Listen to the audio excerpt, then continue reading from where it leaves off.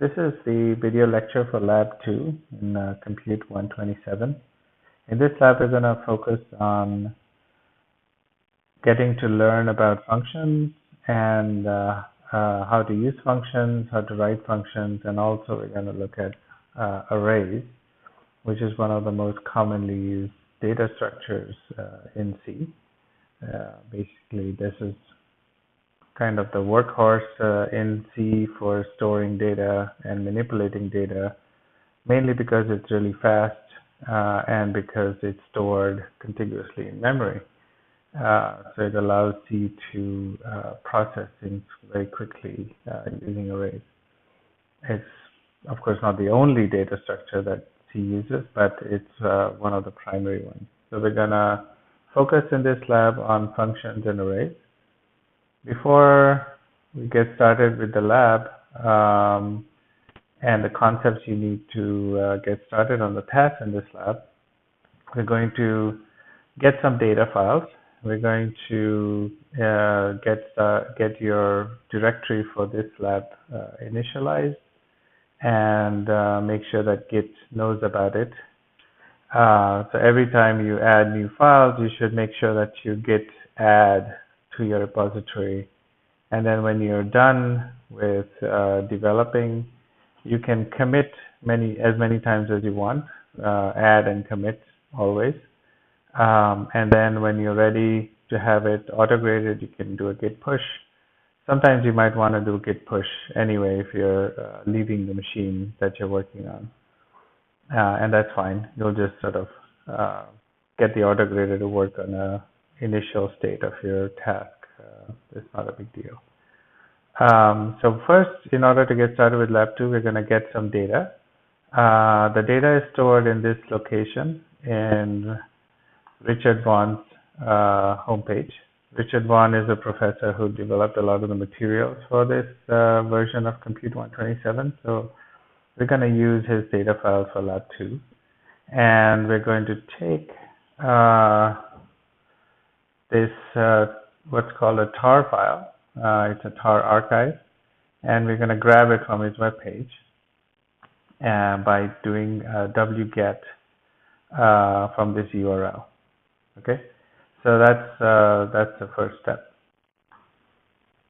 So the first thing I do is I go into my repository. So notice that my repository has this name, and I've already cloned it. And I pulled all the latest changes from the GitLab repository. So when I do an ls, I can see I have the 0 directory for lab 0 and the 1 directory for lab 1. And I'm going to create the 2 directory by actually getting this data file. So I just copy paste it from the web page, the URL, and I'm going to do a wget, which just gets that file.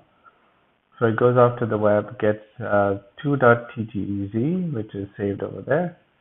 And I can uncompress it by using the command called tar, which is similar to all of the other archive formats you might have seen, like a zip file or something. And we can expand it, and so it doesn't say anything, but what it's done is it's created a directory called 2, and inside 2 you can see that there's a bunch of files that we're going to use in this lab. The first thing I do is I git add 2, and then I change my directory to 2, and I'm ready to get started on my Lab 2 tasks. Let's start our tour of the basic concepts needed for this Lab 2 by looking at the concept of an array. An array is just a contiguous data that is of a certain type. So in this case, it's an integer array. It's got a name, which we sort of tell the compiler that we want an integer array. And notice this square brackets. And I could put a number in here and say I want an array that's of length 6. And I've given, as you can see, this curly brace notation to tell the compiler that I want to initialize the array with these numbers, 11, 12, 13, 14, 15, 16. the compiler actually knows that there are 6 things to the right of this equal to when I'm doing this assignment, so I don't really need the 6. Although I do want the length of this array to be in a variable called len, so that I can write a for loop through this array if I want to.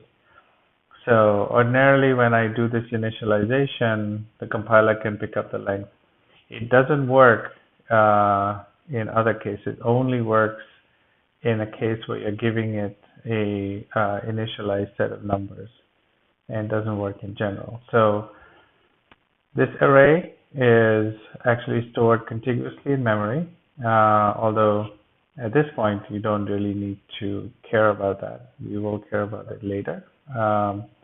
And like everything in, like almost everything in C, it's actually a notation. This array notation is actually a pointer in memory where this array is stored.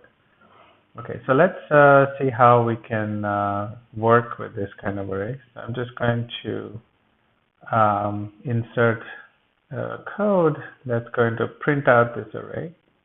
So I'm going to print a curly bracket just to kind of show that it's an array. I'm going to write a for loop that goes from 0. So the first element, 11, is in position 0 of the array, and this position is position 6 minus 1, right? So 0, 1, so this is 0, 1, position 1, position 2, position 3, position 4, position 5. So we always go from 0 to length minus 1.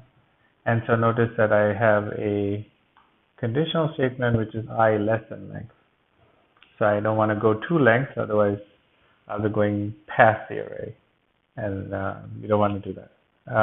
So you can print the contents of the array, and I can compile this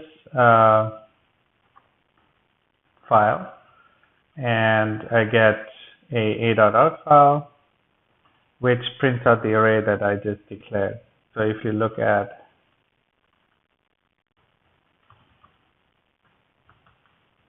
the source code, they say this is my array, and notice that I just printed out the array, all of the contents of the array. Now, let's say that I wanted to reverse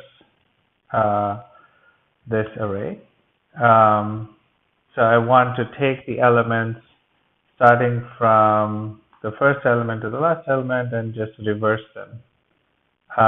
So this is one of your tasks in the lab, and so I'm going to solve it in a slightly different way, which is a bit lazy and takes up more memory. In your lab 2, in your task, you have to actually do it without adding any extra memory, without wasting any space. So I'm just going to create a new array, the same length, and what I'm going to do is I'm going to reverse the array A and put the reversed array into a new array B. You can see it's kind of, if you have a very, very big array, that's most of your memory, you don't want to create another array that's just as big just to reverse it. So there is a cleverer way to do it, and that's what you will do in your task. But for now, I want to use it as an example to show you some concepts in C. So the first thing I do is I change this to B because I want to have B be the reverse version of A. So what I can do is for int I equals 0, I less than len, I plus plus. So notice that the last element, so bi, is the first element. So each element of bi should be equal to the last element. So this is length minus I. Now notice that this has a problem because we don't always, we always want it to be length minus 1 when we index it. So it's length minus 1 minus I. And so in order to show you what's happening, I'm just going to print it. So I put A%D into B%D, and I'm just going to len minus 1 minus I. So len minus 1 is the last element of A. Minus I, it's going to go from the last element to the first element as I increases. And then I'm just going to put I here. And then I'm going to print out, so it's printing out every step as I go along, how I'm reversing the array. And then it prints out the reversed array, which is in B. So let's compile this. Okay, so as you can see, it puts the contents of A5 into B0, contents of A4 into B1, A3 to 2. So it's in the process of taking each element out of A and putting it into B. It's create a reversed array, and that reversed array is stored in the array. So when I look at this code, there's a lot of stuff going on in it, and we've all put it into this main function. And the main is just a function that the compiler knows it's the first function to call when you run a program, like when you run the binary, a.out in this instance, or whatever you call the binary when you compile it. Now, there's no reason for this program to have just one function. You can actually define your own function, and that's something that's very useful. So for example, there is a printing here. Maybe we want to print what happens before the array is reversed and after the array is reversed. Now, if I wanted to do that, I would have to copy this entire section and copy paste it over there. It didn't quite work. So let me go here and paste it. Now that's not very nice, because if I wanted to, for example, change this bracket to a round bracket, now I have to go and change it in the other place as well. So that's kind of annoying. So I don't want to be able to change every single copy of my thing. So what I want to do instead is take this and make it into a function. And so that's what I'm going to do. I'm just going to create a new function. And now I don't need this one here. I'm going to remove that. And so what does this function look like? Well, it needs to it looks very much like the main function. In this case, it's printing, so it's not returning anything. So when it doesn't return, the function doesn't return anything. It's a special kind of function that returns nothing, or it returns void. So you still have to tell C that it returns nothing. And the special type for that is void, which means that this function is not expected to return anything, so it should not have a return statement. So what should we call this? Well, we can call it print array.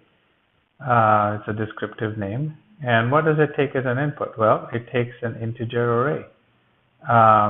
So you can write it in many different ways. So internally, this is stored as an integer pointer because it's a location in memory, and like I said, it's contiguous. So whenever C wants to access this array, it just needs to know the first element, the array 0 element, where it is in memory, and then it can just add 1 to the pointer to go to the next element, and so on, because it knows that it's an integer array. It knows exactly how much memory to skip over to go to the next element.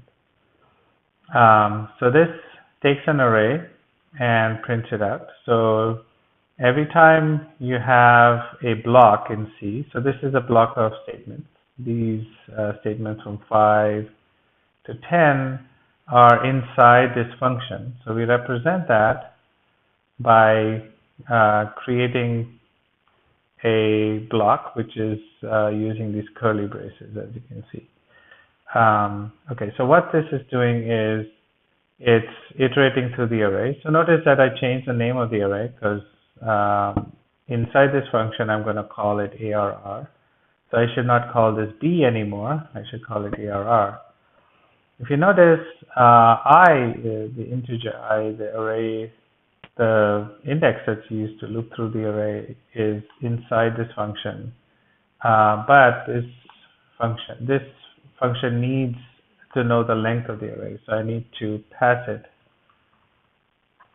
So an unsigned int length needs to be passed into this function in order to print it. So this is my definition of an array. So it takes an integer pointer, and I can now use it to call it inside the main function and say print array. I'm going to try and print B before, and then I'm going to also print it after. So notice that I call this function twice, and it's going to go and execute this function using the array B before I reversed it and after I reversed it, so I can see what happened. So when I want to compile this, slab2, reverse.c, and you can see it printed out the array before and it printed out the array after. So one thing that to realize is that the notation for passing an array into a function, there's two different ways to do it. One is using int star, so this int star stands for pointer, or you can say it's an array and give it an open and close bracket. So you could either actually say 6, but now it's not very useful because the function expects only arrays of length 6. So I don't want to do that because I want to print all kinds of arrays of different lengths, and then I pass it the length as a parameter so I can loop through the array and print it out. So that's how we write a function, and that's how we can pass an array into a function. And these two notations for passing an array into a function are exactly equivalent. As you can see, when I run it again, there's no change. It's exactly the same. So we define one function to print the array. There's no reason to stop there. So we can also define a function to reverse the array and use that as a separate piece of code from the main function. And we're going to call this a reverse function. In this case, it's taking 2 arrays. Note that this is not the solution to your task. So in your task, you have to reverse the array in place, which means your reverse function can only take one array, not 2. Okay, so I'm just going to remove this print statement. And what I've done here is I've asked this function to do the reversal, and notice that it's still returning void. So it's not returning a reversed array. Instead, it's taking 2 arrays. One array is the source array A, and then there's another array which it is modifying. So it's changing the elements of the array. So remember that B is a pointer pointing to a location and is changing that memory location. And the result of these, in this for loop, the result of changing all those memory locations is that the array B gets reversed. So if I want to call this function, I would call it using reverse A, B, len, and everything else remains the same except I've removed that print statement. And so by calling this reverse function, I've encapsulated the reversal part into a function, and then I can go and compile it, and notice it does exactly the same thing.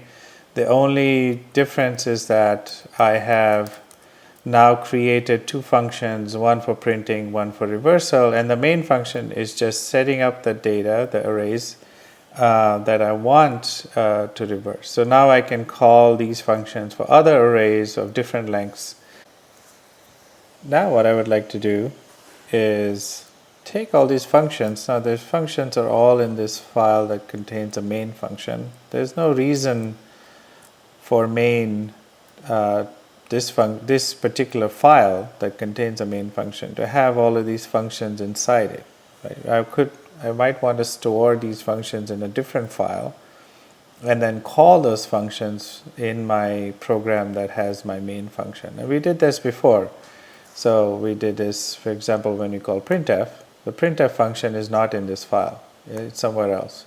So I want to do that for my own programs, and I want to be able to encapsulate the program parts into different files so I can sort of organize them, and I can call the same functions from different other programs. So I might have a different program that has its own main function that has different arrays, and I call the same reverse function, right? So it's a general purpose reverse function. I don't want to just save it in this one file. So that's what I want to do next, is I want to take this functions, and I'm going to just remove it from this function. So I just deleted them, but I still want to call print array in reverse. Okay, so I want to store, I save this file, and I'm going to create a new file called reverse.c, and I'm going to put my definitions of print array and reverse in this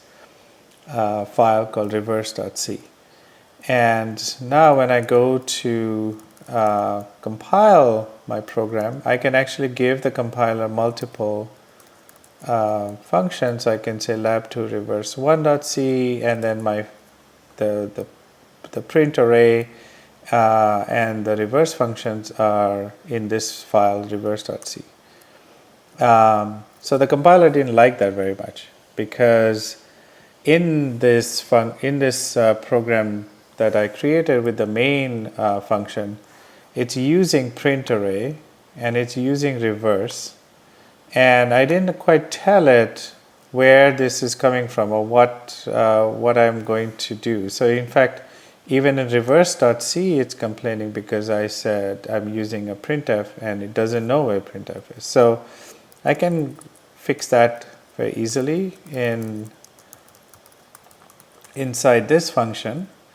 Is that it will not complain about printf anymore because I'm including standard I.H. So you already know how to do that, but you don't yet know how to do the other one. So if I compile it again, now it complains about these print array and reverse functions. So I need to tell in the file where I have defined my main function, I need to tell it what this print array and reverse function looks like. So I can look at these and I can say, hey, this is what this function looks like. And I can just say to main, look, a print array is a function that returns void. It takes a integer array and a length, and it's a statement, so I have to put a semicolon at the end of it. So note, I'm not defining the function here. I'm just telling main, hey, this is what the function looks like. This is the arguments it takes. So I have to do that for this print array function, but I also have to do that for the reverse function. So I'm just going to copy that template for print array and reverse and put it inside this program file which contains the main function. And now when I compile it, so let's compile it now, it doesn't complain. Right? And when I run it, it knows what to do, where to find those functions to print the array and to reverse the array.